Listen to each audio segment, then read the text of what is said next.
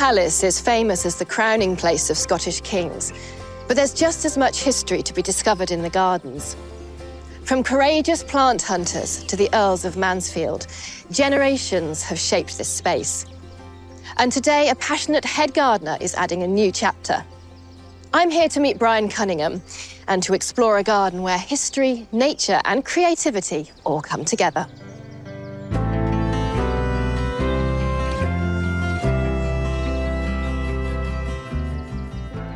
Brian, thank you so much for having me. So give me an overview of the history of where we are. Yeah, so Scone Palace, with the crowning place of the Scottish kings. This is where the kings of Scotland used to be crowned. So who were some of the notable royals here then? Well, Kenneth MacAlpin, he was one of the very first ones, and he was the king that brought the king-making seat with him from over on the west coast. And is that the famous stone of Scone then? Yes, it is. The kings of Scotland were once crowned, included Robert the Bruce, which I'm quite sure you've heard of as well. Yeah, so many great names in history and just so good to be here. But I'm really keen to learn more about the garden. So how have they evolved over the years? Oh, I know I'm biased, but I think they're one of the most incredible gardens in the country. Pretty much from what you're about to see today is from the early 1800s. Well, I think the peacocks are pretty excited. They've been quite vocal, so let's go and have a look.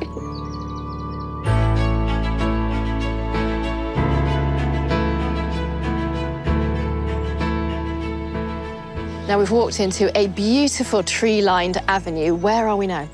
So this is what we call the Old Drive. And is this the main entrance then to the castle? Well, believe it or not today. So in 1840, Queen Victoria gave the family 1 year's notice. She was going to come and stay for one night on her way up to Taylor's Castle. Good they had a bit of notice there. Yeah. Well, they worked out her carriages couldn't fit through the archway, so they've made a whole new driveway for that visit. But that's the one that we use today, and it's nice. It's called the Queen's Drive. Oh, so it's a very elaborate gesture, which I'm sure she appreciated. But just one part of these grounds, which there are so many different areas. Can you talk me through some of them? Yeah. So we're basically one giant woodland garden. The trees are the most notable feature, but we also have the Murray Star Maze, which is made up from the family emblem. We've got a Victorian pinetum full of old and now endangered trees in the world. Wall garden, kitchen garden. Gosh, so much choice. And I guess your climate here in Scotland, it's not surprising the trees do so well. You get a lot of rain. Well, Perthshire is actually known as big tree country because we seem to have the right soil conditions, it's a good clay, and also the right amount of rain, as you've just said. Yeah, you need that.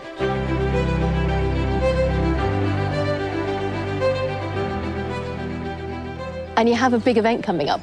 Oh, yeah, very excited. We've got our Scone Palace Garden Fair, so all of Scotland's nurseries, makers, gardens group, and companies like GreenThumb as well, which is brilliant. And it's really good for everybody to gather together and see the grounds, but also, I guess, buy plants and get, advice on things and, yeah. Yes, it's the one weekend of the year that my wife keeps an eye on my bank balance because I could spend an absolute fortune. Yeah, I'm sure you do come home with quite a lot.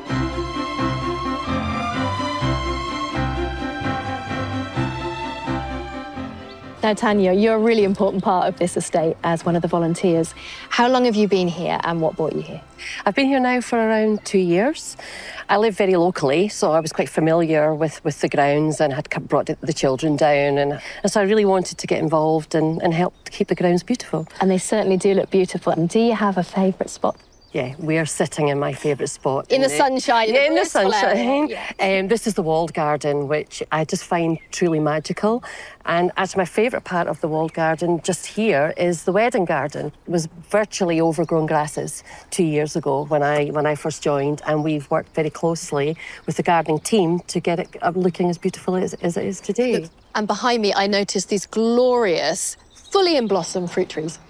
They're absolutely beautiful, and I love the way that Brian has pyramid trained these apple trees.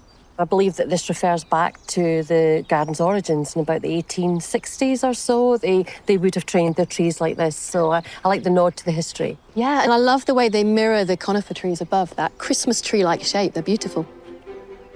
I could definitely sit here all day.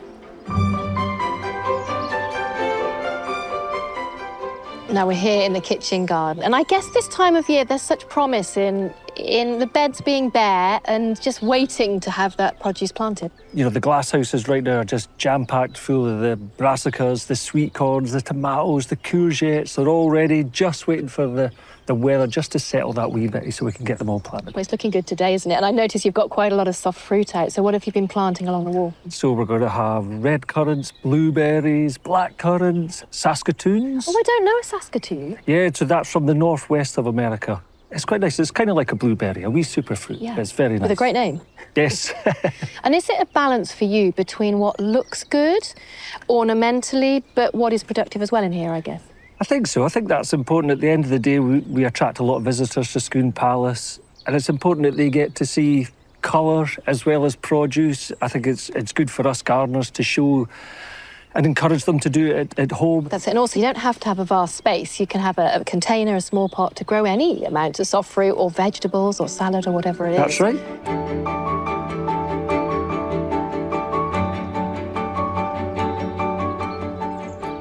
And this woodland area feels really majestic. It's beautiful.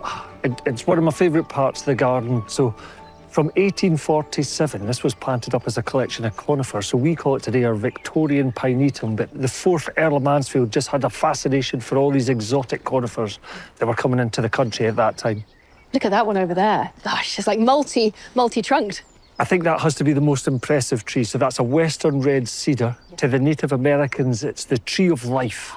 So a couple of reasons. You know, the middle trunk there, planted 1864.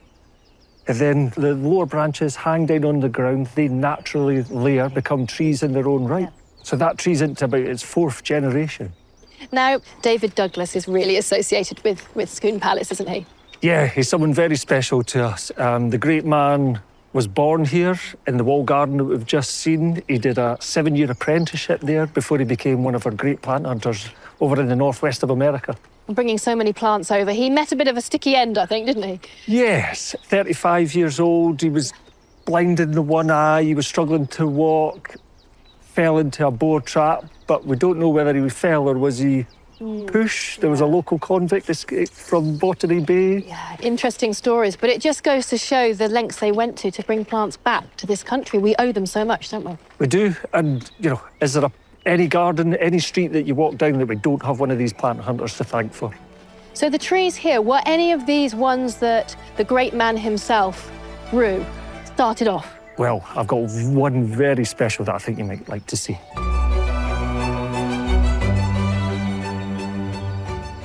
And then just here on the right-hand side. Oh, now, if this is what I think it is, this tree has a very special story, doesn't it?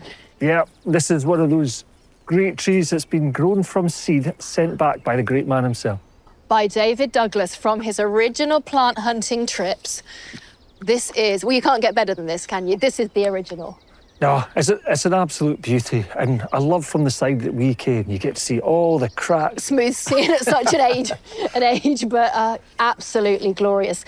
Very hard wood for the Douglas fir, used in forestry a lot, isn't it? It is.